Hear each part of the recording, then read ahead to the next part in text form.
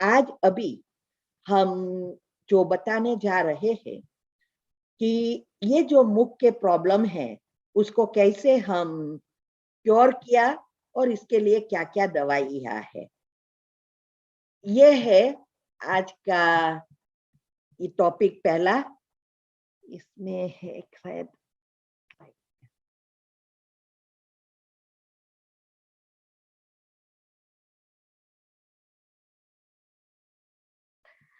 Okay, तो हमें ये दिखता है ना?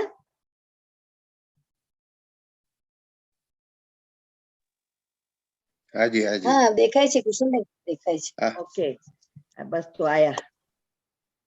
तो ये जो हमारे ब्रेन के ट्यूमर कैसे होता है पहले ये समझेंगे।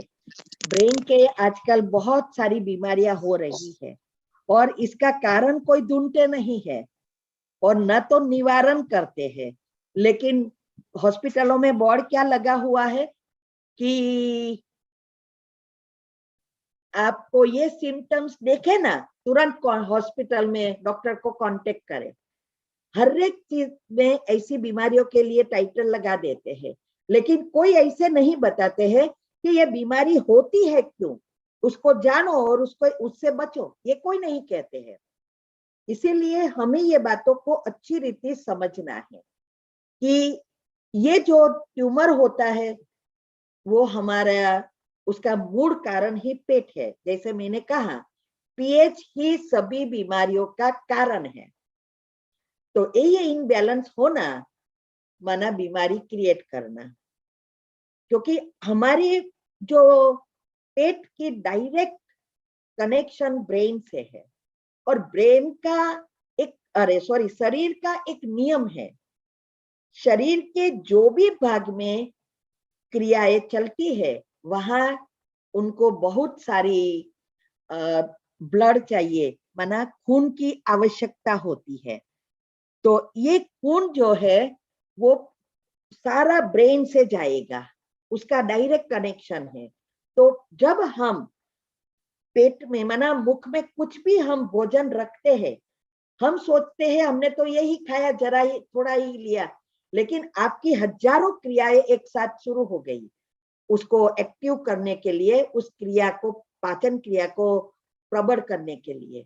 तो सारा खून जो है वो पहले आपके पेट में उसके लिए चला जाएगा, तो ब्रेन में उसके लिए शॉर्टेज होती जाएगी और ये ब्रेन में शॉर्टेज होने से वहां थोड़े समय के लिए वो इनएक्टिव होगा। इसीलिए वो इतना सूक्ष्म में होता है जो हमें तुरंत पता नहीं चलता है और फिर धीरे धीरे धीरे ये जो न्यूरो सेल्स है वो भी इनएक्टिव होते जाते हैं और वहां कहाँ ना कहाँ ब्लड जमना या ट्यूमर होना, ये सारी बीमारियां शुरू हो जाती है। इसीलिए भोजन को टाइम पे लेना और सूर्य के किरणों के साथ जुड़ना बहुत जरूरी है। ये पेट है वो सूर्य से जुड़ा है, अग्नि से जुड़ा है, तो अग्नि तत्व को अच्छी रीति समझकर उसको चलाना और सूर्य से जोड़ना, सुबह में जल्दी उठ जाना, सूर्य के पहले उठ जाना और भोजन 1 घंटे के बाद सुबह में 7 से 8 के बीच ले लेना, दोपहर को 12 से 1 बजे जब सूरज ऊपर है तब लेना, और शाम को जब सूर्यास्त होता है तब लेना बहुत जरूरी है। और बीच में कुछ नहीं खाना है, 4 से 5 घंटे की समय रखना है, तब आप ये कैंसर जैसी या कोई भी सीरियस बीमारी या ब्रेन की बीमारी, हजारों नहीं लाखों बीमारियों होती है, वो सब से हम बच सकते हैं। तो खाना पीना सोना तीनों बहुत जरूरी है, उसको एक्यूरेट चलाना। अभी ये दांत और मसूड़े के लिए मैंने वैसे भी आपको कहा कि हम मुख में उसका कारण ढूंढ रहे हैं। छोटी छोटी चीजों में मुख हो सकता है, क्योंकि मुख में सबसे ज्यादा जो जर्म्स है, बैक्टीरिया, बैड बैक्टीरिया बनते हैं तो क्लीनिंग तो जरूरी है, 3 बार क्लीन करना, एटलीस्ट 2 बार क्लीन करना, मुख को भोजन के बाद तुरंत ये गलगल करना, मना कोगरा करना कहते हैं उसको, वो करना बहुत जरूरी है, साफ रखना। लेकिन फिर भी अगर हो रहा है और जैसे धीरे धीरे ये बढ़ रहा है, तो हम मुख में ही धुन, हमने ऐसा ही किया, 5-6 साल से ये हो रहा था, आप सोचो। और हम मुख में उसकी ट्रीटमेंट की, इसके लिए है सॉल्ट है, फिटकरी है, हल्दी है, बेकिंग सोडा, गाय का घी, हर समय मैंने अलग अलग ट्राई किया। समय टेम्पररी चला जाता था, राहत मिलती थी, फिर से हो जाता था। लेकिन जब ये पीएच का पता चला, तब हमें पता चला कि इसका कारण तो पेट में है। तो ये जो है, जब हमारे दांत में पेन होता है या कुछ भी है, तो फिटकरी का पानी भी आप बनाकर उसको 1 मिनट के लिए पानी में डुबोना है, हिलाना है, फिर वो फिटकरी को निकाल देना है और उसके हर भोजन के बाद 3 बार उसके गलगल करने हैं, तो उससे भी पेन चला जाता है। दूसरा हल्दी है, हल्दी मैंने कब यूज किया, जब हमारे ये दांत जो है सॉरी मसूड़े है, वो एकदम सूजन जैसा आने लगा। तब पहले तो मुझे पता ही नहीं चला, मैंने सोचा कि ये उम्र होती होगी, तो ये होता होगा, नॉर्मल है, क्योंकि कईयों के हम दांत देखते हैं बहुत जगह बढ़ गई होती है, तो हमने सोचा ये होता ही है।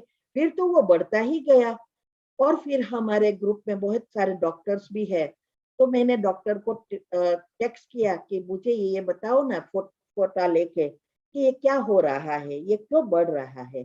तो उसने कहा शायद पायोरिया होगा या डेप्थ में जम्प्स हो गए, इसीलिए ये हो रहा है। फिर मैंने गूगल करके देखा तो उसका हल्दी का था, सॉल्ट का था, तो मैंने हल्दी लगाना शुरू किया, और हल्दी लगाया तो 3 बार किया, तो धीरे धीरे धीरे धीरे वो चला गया। फिर एक बार डॉक्टर की ऑफर थी, फ्री चेकअप, क्योंकि यहाँ तो सब कुछ बहुत महंगा है, तो मैंने सोचा अभी देख के आए कि क्या है इसमें। तो चेक कराने गए, तो उसने चेक किया, बोले कि आपके 4 दांत निकालने पड़ेंगे, 2 आगे के और 2 दाढ़ पीछे के। मैंने बोला कुछ होता नहीं है, मुझे क्यों निकालना है। फिर उसने एक्सरे लिया, वो भी फ्री में किया, क्योंकि उसको थोड़ा और बड़ा बताना था। तो उसने बताया कि ये बहुत डेप्थ में आपके जम्स चले गए हैं और ये निकालना पड़ेगा, ये हिल रहा है, आपको नहीं पता चलता। उसने हमें कॉस्ट बताई, एक दांत का $300, माना आजकल के हिसाब से 21,000 रुपीस एक दांत का होता है, 4 दांत का बताया। फिर नया डालने का तो कीमत ही नहीं पूछना है, उसको पता है आगे का 2 निकल गया तो नया डालना ही पड़ेगा। तो ये 4 दांत डलवाने की तो बात बाद में, ये निकलने का। फिर मैंने सोचा कि कोई जरूरत नहीं है, हम इंडिया जाएंगे 2-3 महीने में, चेक करवा लेंगे। हमने उसको तो ऐसा कहा कि मैं बाद में फोन करती हूँ, क्योंकि मैं मेंटली भी तैयार नहीं हूँ, मैं डरती हूँ ये इंजेक्शन वगैरह से। तो उसने कहा ओके आप कांटेक्ट करना और बुकिंग करवा लेना। फिर घर पे आई तब मुझे पता याद आया कि उसने कहा इन्फेक्शन हो गया है, जम्स बढ़ गए हैं, लेकिन उसको दवाई तो देनी चाहिए थी। तो मैंने फोन किया कि इसके बारे में मुझे, ये जो आपने बताया इन्फेक्शन है और डेप्थ में चला गए है, तो उसकी दवाई तो टेम्परेरी दो। तो उसने कहा दवाई की जरूरत नहीं है, दांत निकाल देंगे, सब कुछ अच्छा हो जाएगा। आप सोचो कैसा बिजनेस है आजकल। तो मैंने कहा कि ऐसा कैसे, इन्फेक्शन कैसे जाएगी, मैं दांत तो 2-3 महीने के बाद निकालूंगी। तो उसने बोला कि ये तो आप ये राह देखना, नहीं तो जल्दी से करवा लो अगर आपको ऐसा है तो। फिर मैंने बोला कोई प्रॉब्लम, क्योंकि मुझे तो पता था अभी कुछ है ही नहीं, सारा गम जो है रिसेट हो गया था, बस एक ही प्रॉब्लम हुआ, दांतों के बीच गैप हो गई, जो भी अंदर आया था ऊपर गम, वो सब बैठ चला गया नीचे, लेकिन दांत की गैप नहीं गई। फिर हमने इंडिया जाके एक प्राइवेट हॉस्पिटल में बताया तो उसने तो बहुत कुछ एक्सपेंसिव कहा। फिर एक उस जो बहन के पास में जाती हूँ, डॉक्टर है, वो स्वामी नारायण है, लेकिन चार्ज करते हैं, लेकिन वो सही बताएंगे, क्यों भले भक्ति में है और सरेंडर है, तो वो कभी भी झूठ नहीं बोलेंगे, वो मुझे पता है। और वो तो हमेशा कहते हैं दांत को कभी भी नहीं निकालना है, जब तक आपको इतना हैरान करे, इतना जो आप रह ना सके, तब उसको निकालना है। ऐसे ही जाके निकालना नहीं है, डॉक्टर को बोलेगा, वो ही बोलती है, डॉक्टर तो बोलेंगे। तो मैंने उसको बताया, उसने चेक किया, बोले कि कुछ नहीं है, थोड़े गम वीक हो गए हैं, आप ये ट्यूब लगाना, चला जाएगा, बाकी आपके दांत बहुत स्वस्थ है, कोई निकालने की जरूरत नहीं है। आप सोचो, ये सारी बिजनेस लाइन है, चाहे वो कैंसर तक की बीमारी क्यों ना हो। आप सोचो, मुझे भी बता दिया ये जीप में कि कैंसर का टेस्ट करवाना पड़ेगा। और एक भाई है इंडिया में, हम उसको मिलने भी गए थे, उसको मेरे ही जैसे होता था, बार बार उसको फोड़किया होती थी। तो उसने कोई किसी के कहने पर स्पेशलिस्ट को बताया, वो लोग ने बायोप्सी किया और फिर कैंसर बताया, ट्रीटमेंट ली, सारी ट्रीटमेंट करवाई, 6 महीने के बाद वो शरीर छोड़ दिया, माना उसकी मृत्यु हो गई। आप सोचो, ये सब अज्ञानता है हमारी। अभी हमने, जब हमें पता चला कि ये बार बार होने का कारण तो पेट है, तो हमने 1.25 लीटर पानी पीने का ये सब किया। और थैंक गॉड कि मुझे ये यूटीआई हुआ, मैंने बेकिंग सोडा लिया, तब ये सब रिसर्च हुआ और ये चला गया। अभी मैंने कहा ना, टाइम लगा, आज मैं 9 दिसंबर से कर रही थी, चला गया, बिल्कुल चला गया। जीभ का भी मैंने तो कैंसिल करा दिया, बायोप्सी का तो, और दांत का भी चला गया। अभी मैं सब कुछ खा सकती हूँ, सब कुछ कर सकती हूँ। हाँ, बीच में मैंने ये भी देखा कि जब आपकी जो एलोपैथी दवा से जो भी आपने किया है वो भी जाएगा, जब आप मेडिटेशन भी कर रहे हो और स्थूल और सूक्ष्म ब्लॉकेजेस खोल रहे हो, तो चक्र के साथ जुड़े हुई एनर्जी है, इसीलिए वो जाने में समय लगेगा। मैंने कहा ना, मुझे पेन नहीं हो रहा था क्योंकि वो सूक्ष्म ब्लॉकेजेस खुल रहे थे, इसीलिए वो पेन नहीं होता था, लेकिन मैं सिर्फ चबा नहीं सकती थी। तो जैसे मैंने कहा कि ये चक्र से जुड़ा है कि मैंने ऐसी चीजें खाई है जो कहीं निकली होगी, वो सारी चबाती हूँ तो मैं खा नहीं सकती, मैंने लिक्विड ही खाया डाइट में। इवन सैलेड वगैरह भी उसका जूस बनाकर पी लेती थी लंच में, ऐसा करके फिनिश किया। वैसे भी मेरी तो जीभ का टेस्ट कोई रहा ही नहीं है, ऐसी मेरी धारणा है। जो खाया बस, कोई मुझे मत ये खाऊं, ये कुछ होता ही नहीं है। इसीलिए मैं रोज एक ही सामान का जूस पीती हूँ, सैलेड खाती हूँ, सालों से कोई प्रॉब्लम नहीं हुआ है। तो ये जो है, ऐसे हमें इस बातों को समझना है। और एक ही बात याद रखना है कि हर एक बीमारी का पहले पेट में ही चेक करना है। तो ये बेकिंग सोडा का हम वो हमें मदद करेगा, लेकिन दूसरी सब चीजें चाहिए साथ में तो जल्दी होगा। खाना पीना सोना और साथ में थोड़ा मेडिटेशन, तो सूक्ष्म में से चला जाएगा तो रिपीट नहीं होगा। साथ में मैंने कहा, यहाँ मुझे सूजन हो गई थी और गांठ जैसी होती थी, वैसे पेन नहीं था लेकिन बड़ा होता जाता था, वो भी ऐसे चला गया।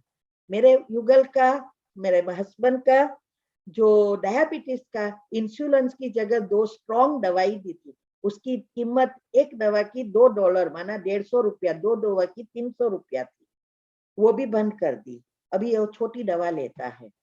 तो आप सोचो, वो भी उसने मेरे को देख कर लेना शुरू किया। वैसे तो वो मेरी मानते नहीं है, बोलते हैं कि आप दूसरों को बताओ, मुझे नहीं कुछ करना है। लेकिन इस दफा उसने लिया और फायदा हुआ तो उसने कंटिन्यू किया है, अभी हम दोनों ले रहे हैं। और सिस्टम भी वो भी करता है सब कुछ, थोड़ा थोड़ा, ज्यादा नहीं करता है। तो ये सब बातों को समझना है। तो ये बेकिंग सोडा भी हमारे दांत के लिए काम आता है, उसको भी हम लगा सकते हैं, फोड़ के ऊपर लगा सकते हैं, और हम उसके गलगल भी कर सकते हैं। तो ये सब कर सकते हैं। दूसरा, ये घी, गाय का घी है, ऑलिव ऑयल है, ऐसे सरसों का तेल है, ये सब भी बहुत काम आता है। आपको पता होगा, जब हम छोटे बच्चे होते हैं तब से जानते हैं कि हमारे जब कान में भी जब रोज आना है तो हम घी लगाते थे गाय का, जब हम हॉल करते हैं तब। और वैसे भी हमारे कोई भी फोड़ क्या हुई है, कभी कहाँ हमें इंचिंग हो रहा है, तो भी हम घी लगाते थे तो वो चला जाता था, वो हम जानते थे। लेकिन घी में जो एंटीबैक्टीरियल चीजें हैं वो हम नहीं जानते थे, अभी पता चला। क्योंकि एक बार जब ये सूजन बार बार होती थी तो उसमें लिखा था कि आप उसके घी या ऑलिव ऑयल से उसके गलगल करो, उसके मुख में भरो और फिर उसको घुमाओ, फिर थ्रो कर दो, अंदर गलाना नहीं है। तब मैंने उसका सब रिसर्च किया, तब पता चला कि इस सभी चीजों में भी बहुत सारे ऐसे केमिकल्स है जो आपकी इस बातों को अच्छी रीति आपको क्योर करता है। तो ये भी बहुत अच्छा है। वैसे भी मैंने बताया था कि नाक में दो दो दो बूंद डाल सकते हैं, पेट की जो नाभि है वो नाभि में भी आप डाल सकते हैं, और हर एक बीमारी की अलग अलग भी ऑयल आती है, बताया है। आप गूगल करेंगे आपको मिल जाएगा कि हर पेन का प्रॉब्लम के भी अलग अलग ऑयल होते हैं, वो आप नाभि में लगा सकते हैं। नाभि एक ऐसी चीज है जो 72,000 नाड़ियों से जुड़ी है, हर शरीर के हर भाग में वो पहुंचती है, सूक्ष्म नाड़ियों के द्वारा स्थूल चीजों में जाती है।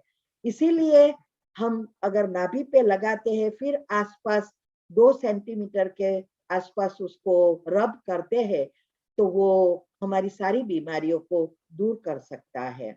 और आप कोरोना से भी बच सकते हैं। नाकों में 2 ड्रॉप डालते हैं, 2-2। एक वीडियो में तो मैंने देखा था वो कैसे 5 सेंटीमीटर जितनी वो इंजेक्शन जैसा लेती थी और अंदर डालती थी नाक में।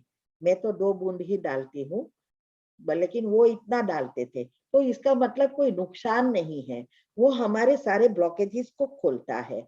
और दूसरा ये बोला था कि नाक में हम जब डालते हैं, कोई भी वायरल इंफेक्शन नाक के अंदर, माना हमारी बीमारी क्रिएट करने वाले, वो नोजल के द्वारा अंदर नहीं जाएगी, तो जर्म्स वहां ही स्टक होकर मर जाएंगे। तो ये जो कोरोना है वो भी वायरल है, तो वो भी ऐसा हो सकता है, इसीलिए बहुत फायदे कारक है। तो जब बाहर जाते हैं तब भी थोड़ा लगा के जाए, सुबह शाम लगाएंगे तो कोरोना से भी बच सकते हैं। ये आजकल जो भी बीमारियां होती है बहुत चीजों से हो रही है। वैसे तो हमारे भोजन में ही कितने केमिकल्स है, इसीलिए हर एक जगह से हमें प्रिकॉशंस लेना चाहिए।